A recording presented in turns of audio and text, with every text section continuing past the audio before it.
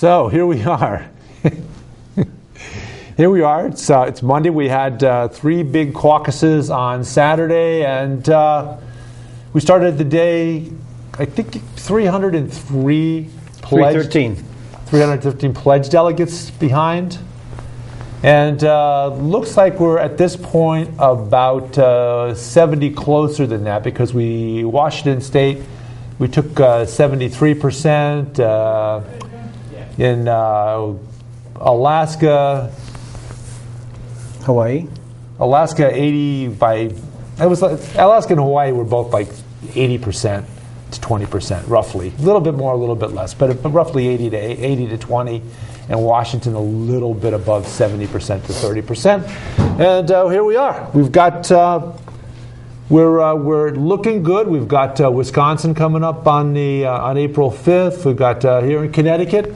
Important to note, April 26th, New York State, April 19th, right before then. And we're looking much better in terms of pledge delegates. So,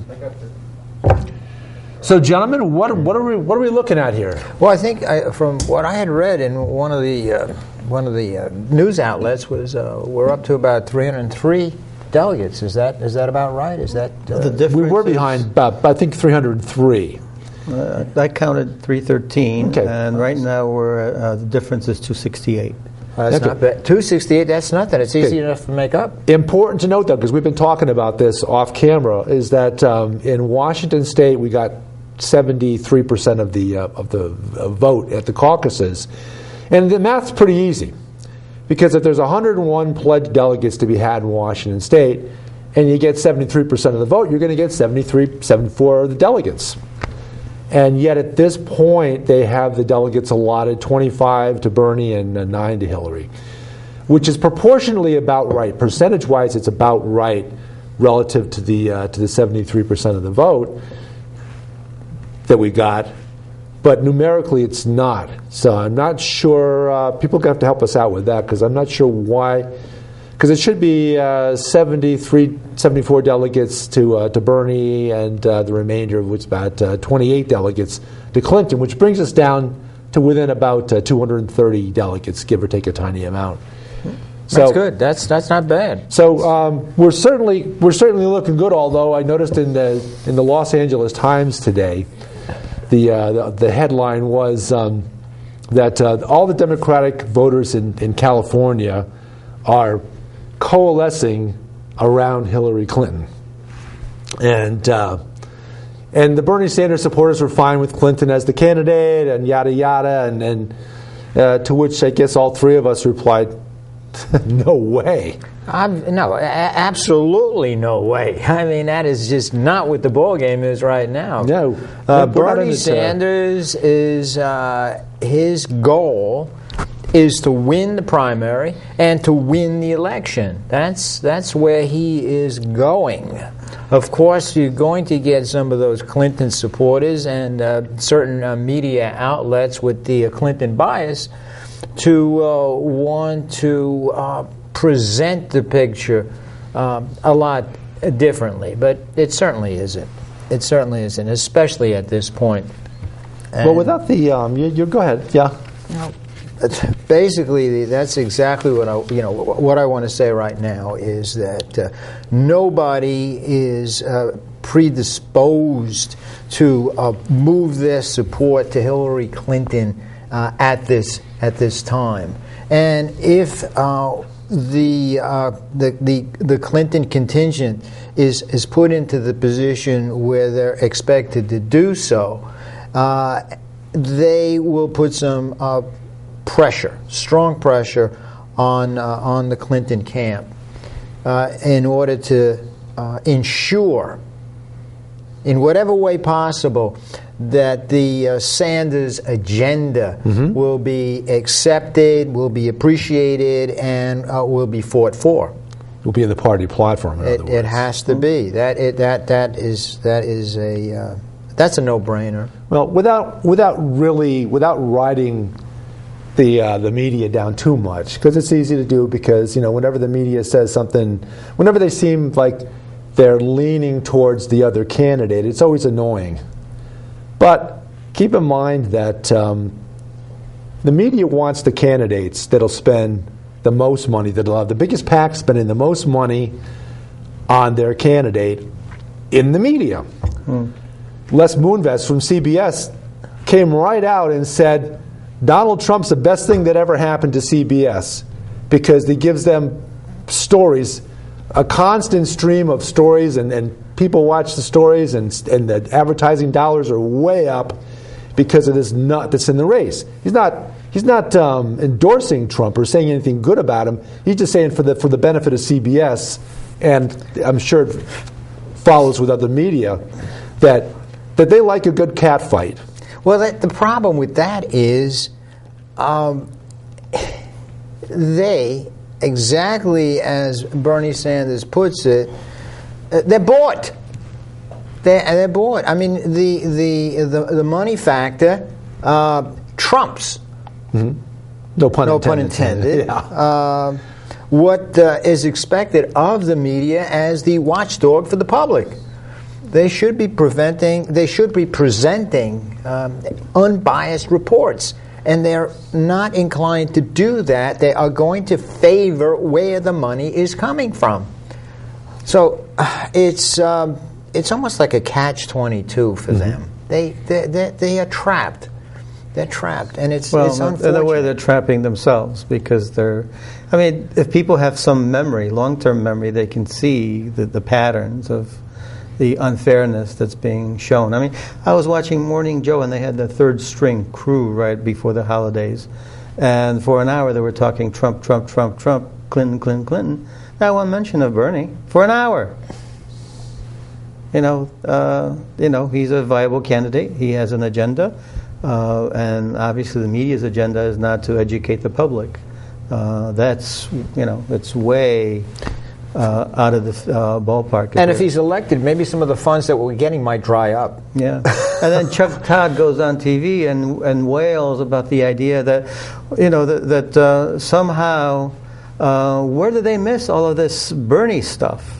Okay, it's like Bernie's doing so well, and where do we go wrong? It's like, and he's like, I think Bill Maher even said it. Self-awareness is a precious thing, and they have no self-awareness of what they're doing. Well, I still think it's it's not to denigrate them for what they're doing because they're only looking out for their self-interest. They're blinded by the dollar, David. They are. There's nothing they can do about it. Really, that's where they're going to go. It's part of his uphill fight. That's part of his big challenge. He's got to deal with a rigged political system. He's got to deal with a rigged media system. And even the Democratic Party is rigged against him. Yet, look at where we are. Yes. We're in a position where we're definitely within striking distance in terms of pledged delegates. And as much as we can squawk about the superdelegates, these folks that have, in our own state of Connecticut, I think every one of them is already has already pledged in the sense that they've come out for Hillary Clinton, but every one of them is going to make a decision, I think, ultimately based on what happens with the pledged delegates. Yeah. If we win the battle, if we win more pledged delegates, we're going to get the superdelegates in the end. That's not a guarantee. Nothing's guaranteed. And the reason it's not a guarantee is they could change the rules before the convention even starts. No. Because they have their favorite candidate. Their favorite candidate. They have their privileged candidate. They have the candidate that's not going to rock the boat. Mm-hmm. The candidate that's going to allow the 1% to sleep peacefully, and it's going to be very difficult for them under those circumstances to concede the election to what the populace wants. It stands to reason. And yet, none of that will be revealed until it's time. Right. Until we, if the burden is on us to win and do really well in the remaining states, yep. And if we do, we can't count on anything until that happens. If we do, if we end up with more pledged delegates going into the convention, then certainly the burden is on them. Until then, the burden is on us. Yep. Once that realization becomes apparent, once those delegates are there and they're all in the Bernie Sanders camp, despite whatever machinations they may would like to enact at the convention, if they don't give it to the individual candidate that has won the popular vote by virtue of the system that's been enacted regarding delegates, they're going to run into some problems with the people. There's already comparisons that are being made between the Tea Party as the kind of gadfly to the Republican camp, and what a Bernie Sanders progressive agenda can do to the Democrats. Now, the establishment, Hillary Clinton, and the DNC, they would like Bernie's people to come along peacefully. Well, that doesn't seem to be part of the political revolution. Well, I'm ready to shake their hand if they win, but first they have to win. That's right. Yeah. And I think that along with that handshake, as I had mentioned before, there are going to be certain very strong preconditions for any sort of support. And then I believe the progressive agenda is going to hold them to the fire. Very much like the Tea Party right now has attempted to really put some stress on the Republican Party. Interesting enough, so much so that they have a candidate right now that's running, and that's Ted Cruz. Yeah, Ted Cruz is a byproduct of the Tea Party movement in the Republican Party. So I think what the Democrats have to realize is there's a new game. There's a new agenda. All right. The Democratic Party, for it to really be viable and attractive, has to concede to the Bernie Sanders agenda. If they do that, well, that's the Democratic Party that we used to have back in the day of Franklin Roosevelt.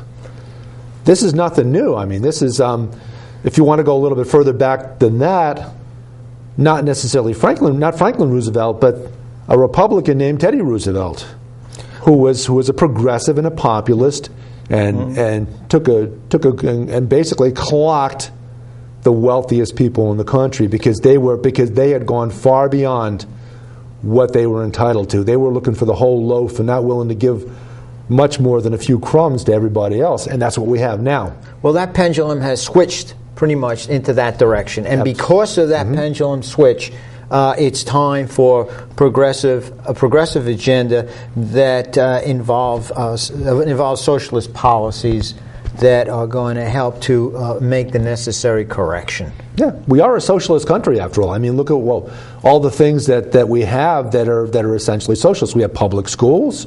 We have all these things that are shared. All these responsibilities that are shared by all of us, and presumably those that are wealthy enough that have used the fact that they live in the greatest country on earth, a country where they can make a lot of money and become very wealthy, that it's their responsibility to give back and to help keep the country going. It's their responsibility. It's a shared responsibility, with most of that responsibility coming from the wealthiest, and that's the way it's supposed to work. It's difficult to move that pendulum simply because in a system rich in capitalism, you're going to be able to make a lot of money. You're going to be able to become extremely successful. You're going to be able to initiate an incredible amount of innovation, whether it be in technology, whether it be in medicine, whether it be in pharmaceuticals. You can do that in a capitalist system. Yep. It has its merits. But capitalism run amok, as it is doing at the present time, all right, tends to exploit the masses of the people for the aggrandizement of a few who have had the opportunity to take advantage of capitalism in its rawest form. Wasn't it Sarkozy who said he wanted capitalism on a leash? It makes sense. Because it sounds Russian. Well, makes sense. No, Sarkozy was the president of France. Right. Oh, okay. Okay. He wanted capitalism on a leash because it's gone too extreme. Which is the way that a lot of countries in the world operate. The countries that supply, that take the responsibility, a shared responsibility of having health care, good quality health care for all of their citizens, a good public education all the way through college for all their citizens, which creates a level playing field, which allows people to, which allows the cream to rise to the top. Yeah. See, the analogy of a leash is not a bad one. However, it can't be a short and tight leash. You know, I guess one of those leashes which, they tend to expand and contract. I forget what you call those. Retractable leashes will probably be a much better analogy for it, because you don't want to choke capitalism. Capitalism is where your innovations take place. Capitalism is what creates a tremendous amount of motivation. But at the same time, it can't be a purely capitalist system. It can't be a purely socialist system. And it cannot be self-regulated. I'm sorry to say. Of course not. Okay, but that's what the enterprises want right now. Self-regulation. Because regulation at this point in time interferes with business. Well, I'm sorry, but you have to have regulation so that everyone plays fair. Self-regulation is not a viable option because it doesn't work. Why should it work? Why should one regulate one's self when one is in the process of accumulating great masses of wealth? It's a conflict of interest, and when they're under stress, self-interest will prevail every time. Do you see self-regulation among the corporate industries? I mean, do you see ExxonMobil? No, all they're trying to do is figure out how they can game the rules to their advantage, and it happens all the time. It happens. It happens in the corporate. It happens in the political. It happens in the media. And that's why we have the influence of money in politics, because that's how you game the system, by changing the rules your way. Money has that power. Unfortunately, the little guy, what does he do? Abolish the unions and it's all over. Money is the idol of a strictly capitalist mentality.